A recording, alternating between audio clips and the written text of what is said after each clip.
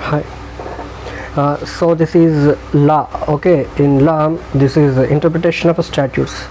In this interpretation of statutes, okay, so what is the question is that write short notes on the following maxims of interpretation of statutes with examples. So question is about interpretation of statutes, the maxims. Okay, following maxims. So what are the following maxims is that ut res magis velvet quam retreat, and second one is expressio unius est exclusion alteris. Okay, then alteris and expressio unius contemporano expressio est fortissima in lege. Okay, so these are the maxims. So ask about these are the maxims. Okay, what are the definitions and why they are mentioned and all the things is here they mentioned. Okay,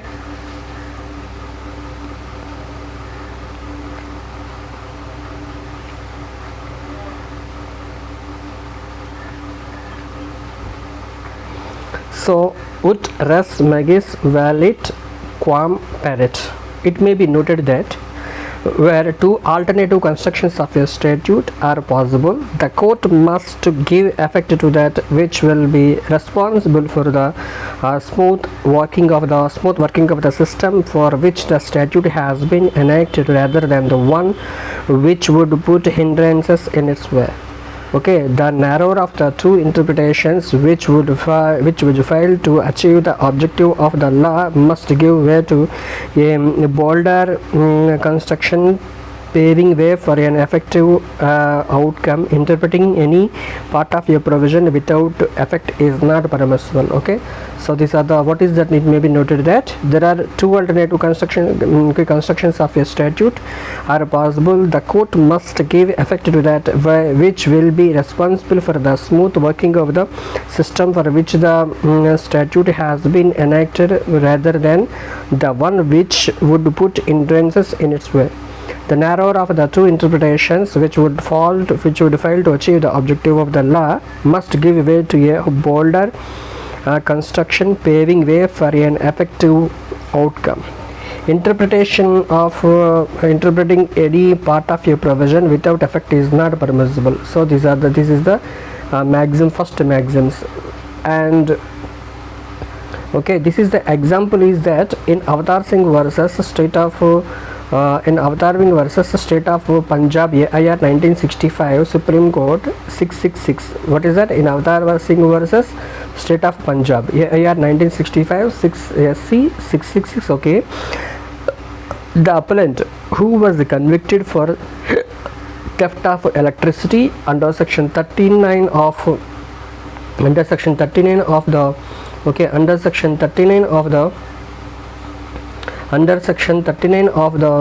Electricity Act 19 under Electricity Act 1910 argued that his conviction should not be maintained because the process against him had not started as per the directions of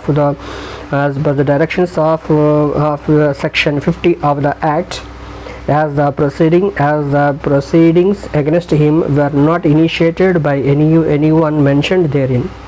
The respondent, on the other hand, argued that theft of electricity, though not a theft within the meaning of section 378, okay, 378 Indian Penal Code, was made to by section 39 of Electricity Act 1910, and thus 1910, and thus punishment under principle of interpretation usres magis valet quam persit, and held that since the crime is against the Act and not against the code, okay, the requirement of section 50 of the Act must have been followed.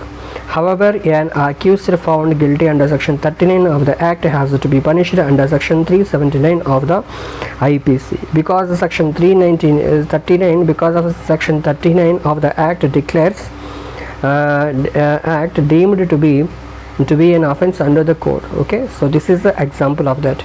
And second example is the Dhoom Singh versus Prakash Chandra Sethi. Prakash Chandra Sethi, AIR 1975 Supreme Court. Okay, 1012 or wait, okay, yeah, 1012. So what he said that, okay, respondent returned, okay, returned candidate argued that the election petition filed against him by a defeated candidate should be dismissed under section 86 class 1 of the Representation of the People Act 1981 because the information, the formalities laid down under section 81 class 3 of the act that the copies of the election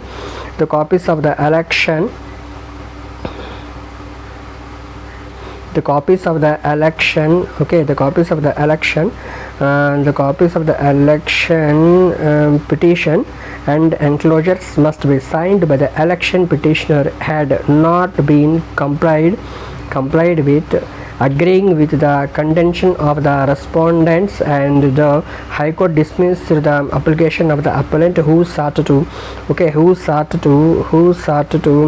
intervene on the ground that there was a collusion between the returned candidate and the election petitioner. The Supreme Court held that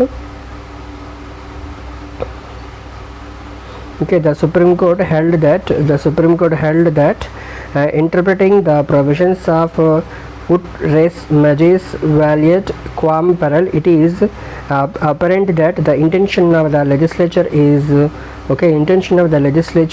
not to permit interventions. So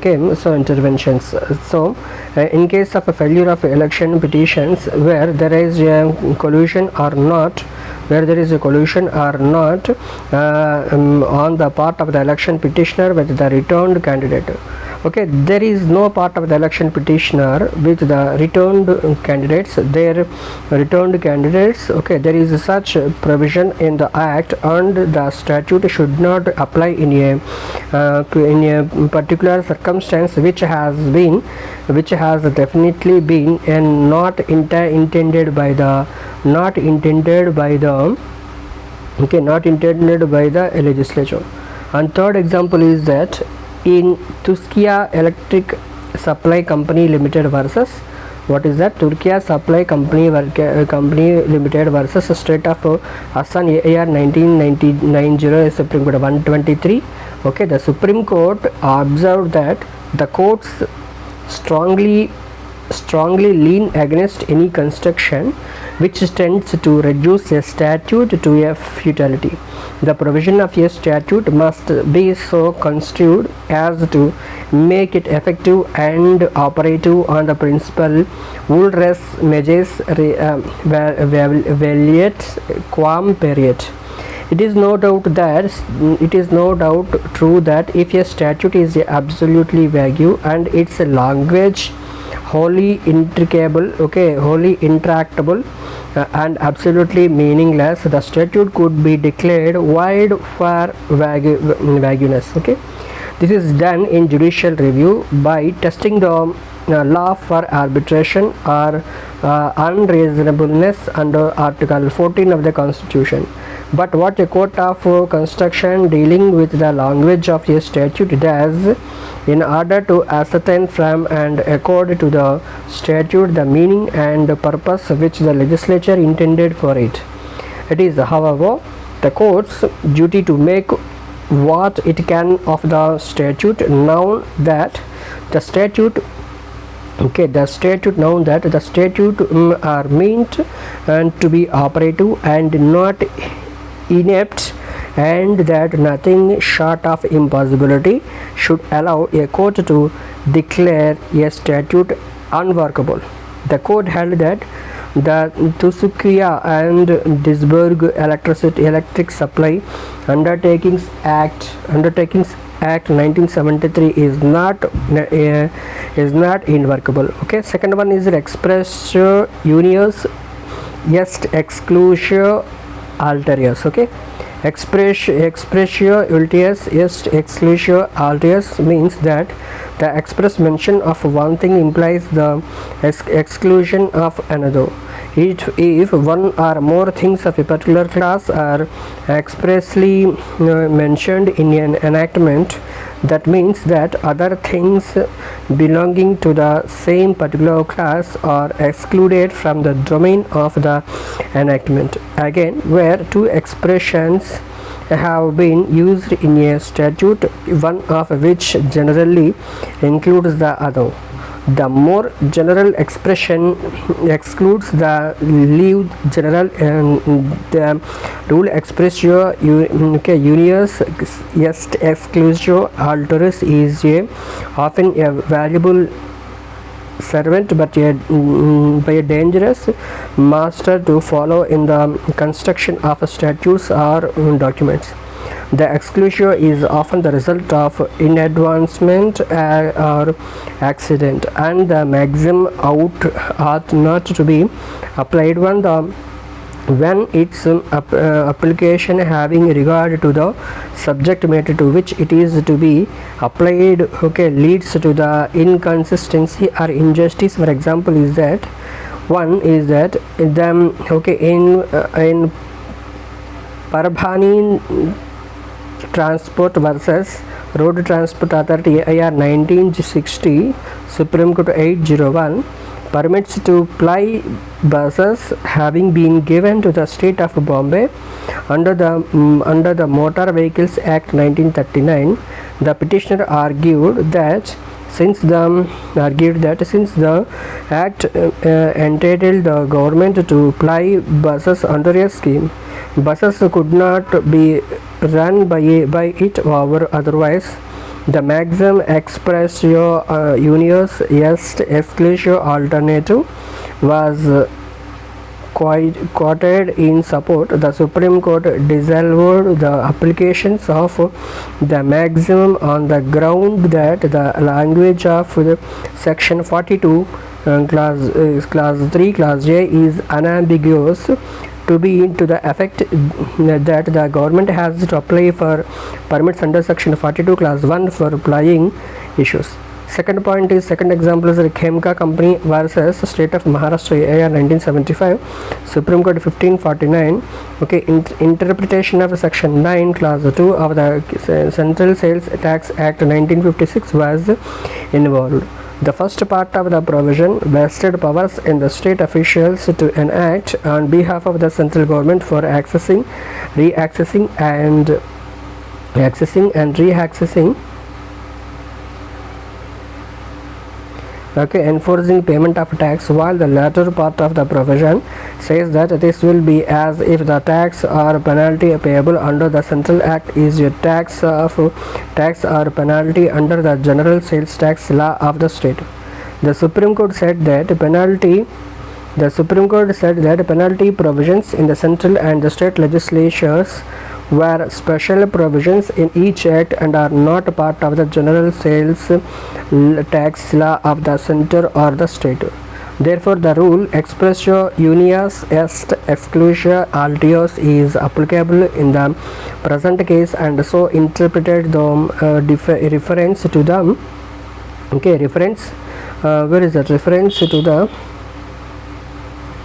reference to penalties in the latter part of section 9 class 2 must apply only to special penalty provisions in the Central Act.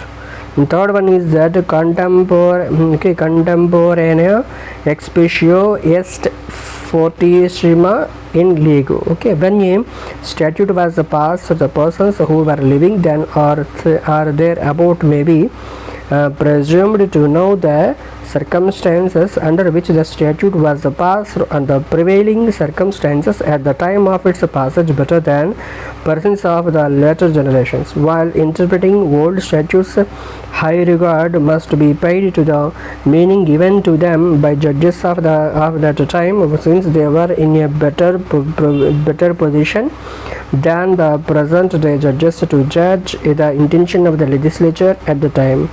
The rule generally is that the words of a statute should normally be understood in the sense they bore when it was passed. If it is clearly established that an enactment has been wrongly interpreted time and again, the court should correct the part mistakes and construe it correctly. In such a case, the titles vested under the old interpretation are not disturbed. The principle of contemporaneous exposition has sometimes been criticized on the ground that in a modern progressive society it is illogical to keep the intention of the legislature confined to the meaning attributable to the expression and used at the time the legislation was passed, because the law must be so interpreted as to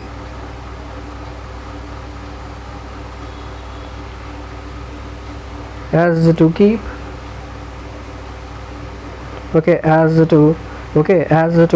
interpretation must society development the society is going through a counter criticism of this has been that if an ancient statute has turned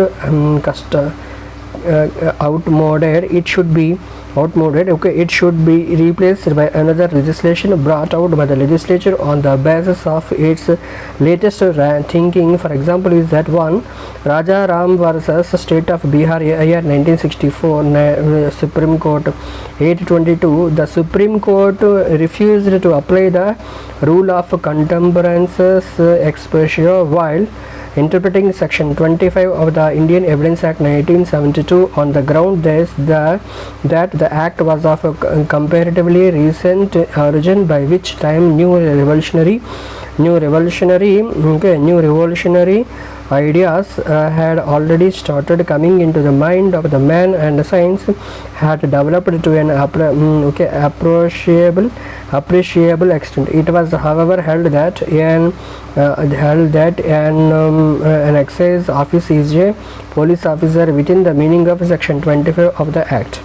And the second one is that in KP Varghese versus State Income Tax Officer, AIR 1981, Supreme Court 1922, the Supreme Court held that the rule of construction by reference to contemporaneous exposure is a well established rule for interpreting a statute by reference to the exposition it has received from contemporary authority through it, though it must give way where in Central Board of Direct Taxes has issued circulars by way of explaining the amended provisions of N72. N72. Second one is that of the Income Tax Act 1961. Apart from their binding nature, in view of section 119 Income Tax Act, they are clearly in the nature of a contemporaneous exposure, furnishing legitimate aid in the interpretation of subsection 2 of section 52 of the Income Tax Act 1961. Third one is that in Mrs. Doipac Systems Private Limited versus Union of India, AIR 1988, Supreme Court 782, certain provisions of the Swadeshi Cotton Mills Company Limited Acquisition and Transfer of Undertakings Act 1980 were to be interpreted. The Supreme Court reiterated that the principle of contemporaneous exposure is a well settled principle which applies only to the construction of ambiguous language in old statutes, and it could have no application in the interpretation of a modern act such as in the present case. Okay, so question number 11 is completed. So this is all about the maxims of statutes. Okay, this is under interpretation of the statutes. Okay, so third year law. Okay, good.